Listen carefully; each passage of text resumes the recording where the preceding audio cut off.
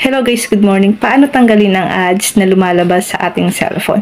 Or yung biglang lumalabas na ads sa ating cellphone once na nagigames tayo o kaya may tinitingnan tayong site, bigla pong may lumalabas na ads sa ating screen. Ganito lang pang gagawin natin para tanggalin po natin ang ads na biglang lumalabas sa ating screen ng ating cellphone. Punta lang tayo sa ating Chrome browser. Click natin ang 3 dots. Scroll up, click set. Scroll up, click site settings.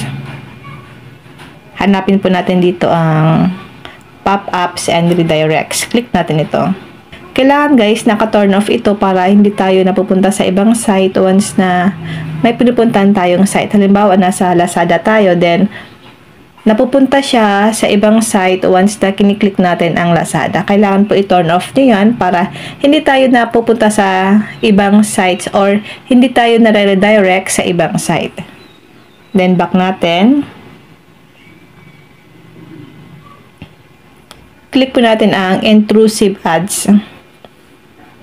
Kailangan guys, naka-turn off din po ito sa inyong Chrome browser. Then back natin. Punta naman tayo sa ating phone settings.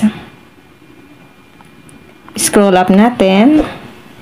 Hanapin nyo po ang network and internet or connection and sharing.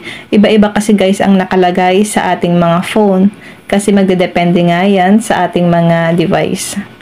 Click natin ito. Hanapin nyo po ang private DNS. Click natin ang private DNS. Piliin po natin dito ang specified DNS. Then dito po sa my DNS address, ilagay nyo po dito ang dns.adgar.com. Then kapag okay na po yan, click nyo po ang save. Marami pong nagkakamali dito sa paglagay ng dns.adgar.com. Huwag nyo pong lalagyan ng space. Then kailangan po big letter ang letter A dito sa .adgar. Kailangan po ganito po ang nakasulat sa inyong DNS address para maalis po ang mga ads na lumalabas or biglang lumalabas sa ating screen ng ating phone. Then, kapag okay na yan, click nyo po ang save. May magko-comment na naman dyan sa akin sa Facebook at YouTube. Natural po talaga na may ads dyan. Hindi po talaga yung maaalis kasi dyan guys kumikita ang isang content creator o kaya ang isang vlogger.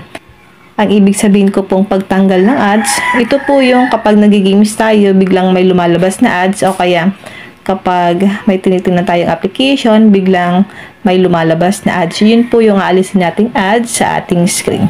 Kung may natutunan ka sa aking video, huwag mong kalimutan na i-follow ako sa aking Facebook page, Positive Mind at sa aking YouTube channel RK Willow para lagi kang updated sa lahat ng tips at video tutorial na ina-upload ko.